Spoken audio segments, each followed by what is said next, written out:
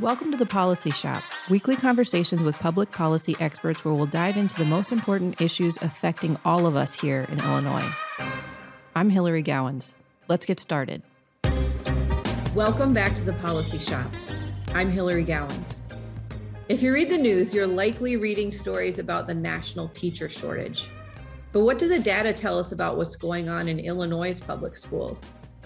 There are certainly individual districts and schools that are facing hiring troubles.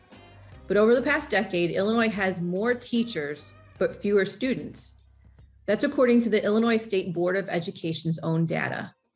Here to discuss is Mailee Smith, staff attorney and director of labor policy at the Illinois Policy Institute. Mailee, welcome.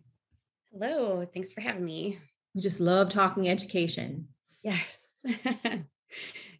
All right, so this has been such an interesting topic. After we continued to see this narrative about the teacher shortage taking hold in newspapers and TV reports for weeks, we just had to look into what the data show here. And I'll just read the numbers real quick, and then I'd love to get started with your take. So over the past decade, Illinois has 4,500 more teachers, but nearly 180,000 fewer students in its public schools. Now, of course, like we mentioned earlier, there are going to be instances where this just isn't the case. There are going to be schools that are struggling to find qualified teachers. But tell me what you make of this line. Again, Illinois has 4,500 more teachers and nearly 180,000 fewer students over the past decade. What do we do with that?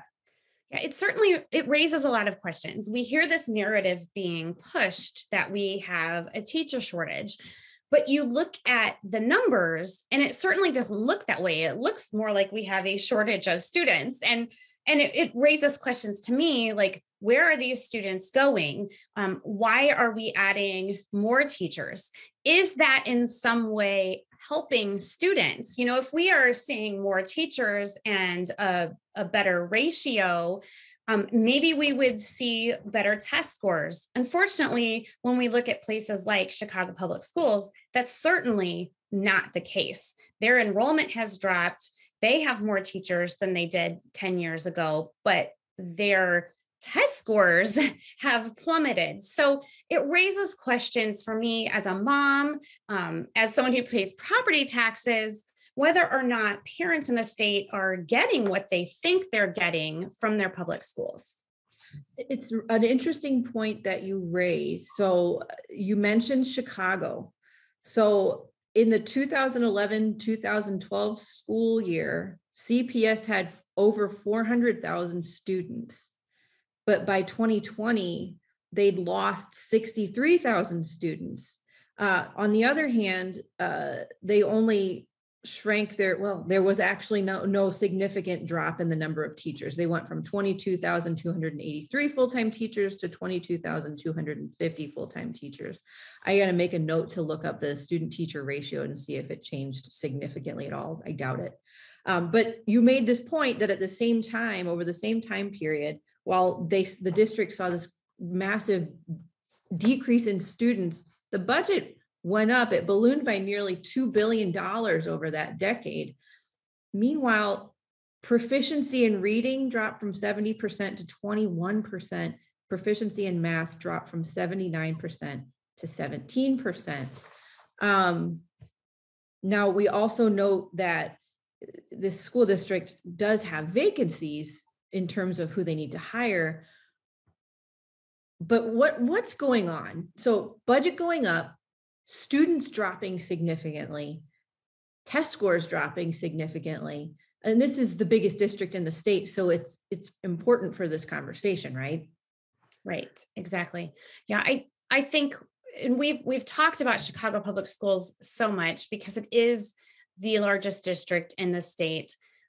But it's also the district with the most militant teachers union and arguably the most militant teachers union in the nation. And a lot of these numbers correspond with a takeover that happened in the union of a more militant group called CORE, and CORE leadership took over. And a lot of these issues that we're seeing correspond with that and correspond with increased teacher union power. And I think that that is a puzzle piece. You mentioned that there are districts that have teacher vacancies that need teachers, but there are certainly other districts that are not experiencing a shortage. So there's a lot of things that come into play here. But I think one puzzle piece, or one big piece of the puzzle really, is the teachers unions and the kind of power they have over the districts and the parents and parent choices when it comes to education and what's going on in those districts. Yeah, my kids go to a private school in the suburbs, and we've talked about this. I know at our school it's been difficult to attract and retain teachers because the pay is much less than people could get at the public schools. And we have certainly gotten a lot of really valuable feedback on this research since we first published it, the research being the reporting on the teacher shortage data, according to the State Board of Education.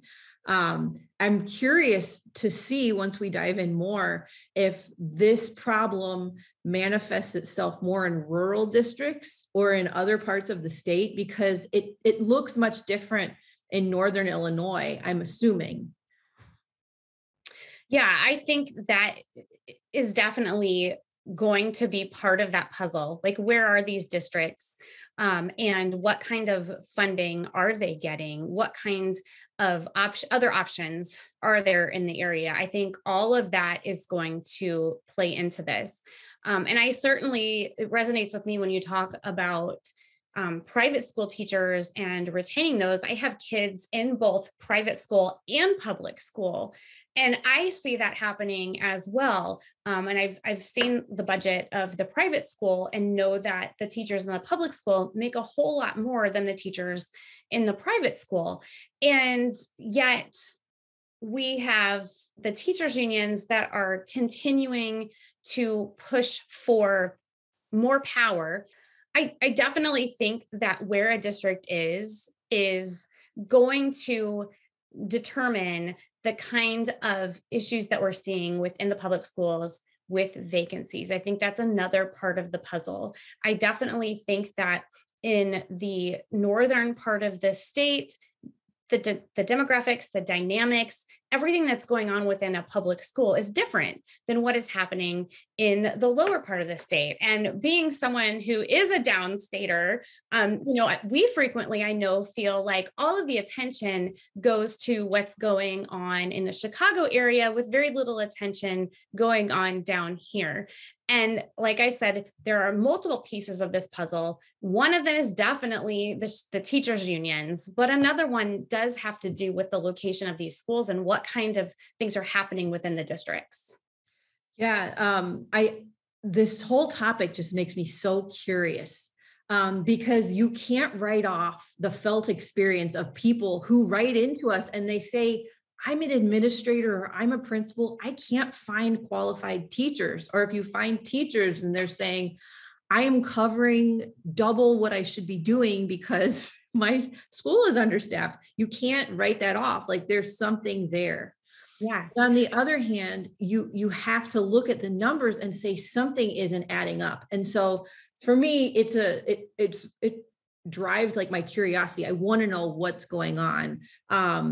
But I'm also really interested in some of your more cynical takes in terms of why this blanket narrative of a broad, far-reaching national and Illinois teacher shortage has taken hold, and who's pushing it. Because as we know, there's no one size fits all here. Every school and every district is different. So why is this message getting adopted universally? I think the biggest reason is that it's because it's being pushed by the teachers unions, particularly at the national level or the state level. Teachers unions rely on there being more teachers within public schools in order to meet their bottom line. The more teachers there are within a school, the more dues they have coming in and the more power they have as a teachers union. Here in Illinois, we don't see teachers unions really pushing for things that affect teachers in their daily lives. We would think that would be what they're pushing for, but we don't. We see them pushing all sorts of other issues, social issues. We see Chicago Teachers Union pushing for defunding the police and things that are totally outside the spectrum of collective bargaining and the things that you would typically see them try to fight for if we're talking about teachers. So, that cynical part of me, thinks they want to perpetuate a potential myth that there's a teacher shortage to put this focus on public education, to put a focus on we've got to get more teachers in the schools, because for them, more teachers means more power and it means more money. Well, clearly something's got to change. When you look at the dip in test scores, it's pretty obvious that something's not working, whether that means more teachers or whether that means shifting resources. We have yet to figure it out. But I'm really excited to keep talking about this issue with you because it's so important to understand what's working and what's not working in our school system. So thanks so much for your thoughts on this, Mailee. Of course, always. Listen and subscribe to The Policy Shop wherever you get your podcasts.